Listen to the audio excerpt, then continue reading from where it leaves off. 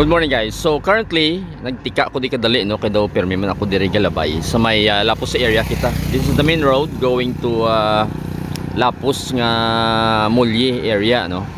And on my back is of course pakadto sa may Baldosa no kag sa aton nga international port going there. And then on the background sang aton nga screen is mga warehouses which is leading to the FF Cruz compound, which is I believe guys nga daw gimbakal sa San Miguel no. We tried an entry kung naglisensya kita galing hindi man kita pwede kasulod dito kaya tani para may ara kita nga daw viewpoint sang progress sang aton nga Iloilo International Port. But then hindi kita kaagi dito daw wala way nga para ma-view nato dito sa daw gamay nila nga daw pantalan kundiin ma-view nato ng expansion ano. So I'll just place the map para may idea kamo sa screen ano. Butang sa screen kung anong itsura sang ginanamin kong area nga para tani nga maka cover kita or maka video sa ditong area. Okay, currently there are expansion of our international port which is a company of Enrique Rason. So may kontrata na sila I think daw mga 25 years nga para i-manage ang aton nga port kag i-expand. Also I believe also the project in Dumangas Port amo man siya nga same man nga company probably ang naga-manage dito. So kay kinahanglan naton guys ng bigger nga port kay like Batangas and the Manila port areas nga kinahanglan nato maka-accommodate sang bigger container areas nga butang sa container vans bla guys nga para nga makabaton kita sa mga goods nga gina-transport in and out of Iloilo para nga damo na mga trading nga mga matabo diri para sa aton na city ano. So muna aton kinahanglan that's why gina-expand ang aton yung mga port areas. So I'll just put some information on the screen para may idea kamo sang ina nga mga projects. Kay tani dito kita mo-video but then hindi kita kakadto dito kay wala kita area nga maka-film. So ongoing pa I think siguro ang expansion. Base may mga gamay-gamay na lang nga mga ano nga mga ulobrahon bala kay daw nakita ko daw lapad naman siya. So gina-expand nila. So butang ta lang sa screen para may idea kamo. Anyway, ang isa ka rason nga ari ko di guys kay the areas going from here pakadto sa mga Baldosa areas dugay na nga nangin warehouse littered with warehouses na ini no ever since ano tungod sa aton yung mga ports. But then subong I was surprised also nga along sa left side ko subong are also areas na gin-develop kay ginbutangan man sa mga warehouses. So currently I believe mga warehouses man ini ang currently nga ongoing subong. So makita nyo guys may mga ano na may mga structures diri ano kag I believe sa una mga siguro mga punong na di or mga salt bed areas nga diri no. So subong do hindi na bayabon siguro ang ini nga mga swampy or watery areas naton diri. So kaglapit si sa port.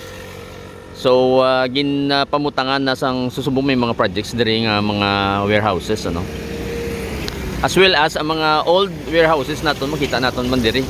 So currently siguro I would think nga in the future pating ini nga area nga daw may gamay di nga ano sang packets of water diri naton. Probably base puro na ni mga warehouses in the future kay lapit sa port so kinanglan nga i-store ang mga goods or ini man yung mga form of storage facility nga halin sa aton international port kinanglan i-store siya and then maybe for distribution sa around Panay Island no. So kinanglan naton more storage. So it's either nga mga pagkaon or any other types of goods or maybe cargo no. So madamo na diri sila. So if you remember sa C1 yan damo man dito mga warehouses ano. So inigali mas malapit siya guys sa may port area naton. So that's why nga kinanglan naton sa storage. So quick lang nga aton i-update kay para makita nyo lang may mga other projects diri luwas sa aton yung mga iban yung mga infra ng projects ang diri ga-develop naman. So base after 5 years mapuno na ini guys ang puro warehouses na lang ano. kay diring area lapad pa man, no, so pwede pa pamutangan as long as kita nyo improve naman diri sa sidewalk naton. May gamay na kita ding walk area sa aton nga parts ng Lapus ni across man dito may amo man, no, so gin develop ng diring area. Kay isang una I used to pass by this area. Ang dalan daw ni-maintain man kay lagko na din yung mga truck guys yung nag-agi everyday. So subong wala pa siguro gid activity, pero karon later on mga after 8 AM damo na din mga truck ng mga agi. So ini going to Barrio Obrero, ma-turn left ka lang after the bridge, ano. So amo na da ang area nga nada. So kung tani mayo man tani nga maka sulod kita dito, but sadly hindi kita kasulod. So ibutang ko lang iban yung mga video nga nakuha naton from the Dumangas Port man. Kay dito luwas nga may cargo ships dito, may passenger na to dito ng aton nga mga ro-ro bala nga going to Bacolod. So may passengers and cargo ships nga dito nga ara.